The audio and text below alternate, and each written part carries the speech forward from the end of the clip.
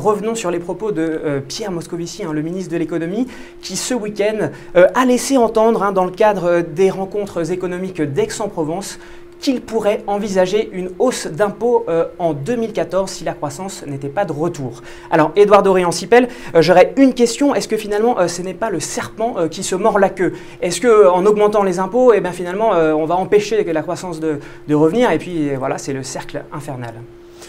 Vous savez, le gouvernement a dit depuis un moment, à travers Jean-Marc Ayrault, mais y compris Pierre Moscovici, que ce que nous souhaitions, c'était la stabilité fiscale et donc qu'il n'y ait plus d'augmentation des impôts à partir de l'année prochaine. Donc nous allons simplement mettre en œuvre les décisions qui ont déjà été prises en matière fiscale, mais je le dis de manière très claire, nous voulons le retour de la croissance, l'emploi, c'est la grande priorité, et je crois que l'une des données fondamentales pour réussir cet objectif, c'est aussi d'avoir la stabilité fiscale, et c'est la priorité du gouvernement. Je crois que c'est un engagement qui doit être tenu, et c'est la position que je souhaite ici réaffirmer. Lors de la conférence de presse qui a suivi son départ, Delphine Batho, l'ex-ministre de l'écologie, a dénoncé le poids des lobbies dans notamment tout ce qu'elle essayait de faire en matière de transition énergétique. Est-ce que vous, qui êtes député, vous constatez ce poids des lobbies, même si vous ne vous occupez pas que d'environnement, mais est-ce que vous le constatez?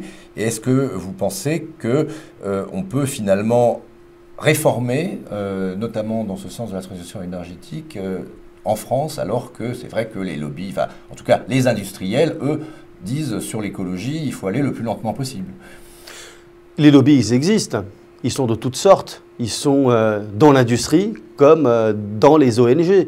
Et chacun fait son travail. C'est-à-dire qu'ils défendent leurs intérêts ou leurs convictions. Je crois qu'il faut les prendre comme tels. Et le rôle du politique, c'est d'écouter tout le monde, d'écouter l'ensemble des acteurs d'un domaine, par exemple dans le domaine de l'énergie ou de la transition écologique, et d'ensuite de prendre ses responsabilités avec des orientations. Je suis contre l'exploitation des gaz de schiste parce que nous n'avons aucune technologie qui nous garantisse aucune exploitation propre. Je crois que sous le mandat de François Hollande, il n'y aura pas d'exploitation de gaz de schiste. Est-ce que vous pensez que le Brésil nous achètera le Rafale? Je l'espère.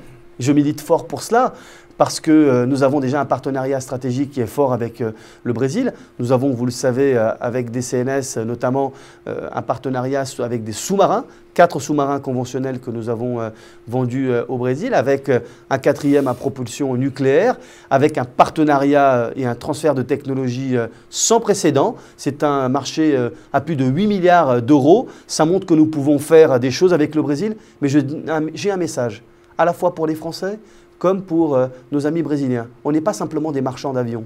Et les Brésiliens ne sont pas de simples acheteurs. Il faut qu'on construise une relation dans la durée, où on peut beaucoup partager dans un monde globalisé, multipolaire, avec nos amis brésiliens, qui sont une grande démocratie, dont l'histoire est très proche de la nôtre. Et je dis aux chefs d'entreprise aussi français qui veulent s'installer au Brésil, allez-y, vous avez des choses à leur vendre, vous avez des savoir-faire à partager. Il y a une place pour les entreprises au Brésil à condition de savoir bien s'y adapter. Moi, j'ai fait des colloques avec des chefs d'entreprise français qui ont cette envie-là. Il ne faut pas s'arrêter aux premières difficultés. Ce n'est pas facile pour un chef d'entreprise de s'installer au Brésil, mais il faut qu'on puisse les accompagner. Ce sera d'ailleurs le cas avec l'ensemble des instances françaises qui s'en occupent.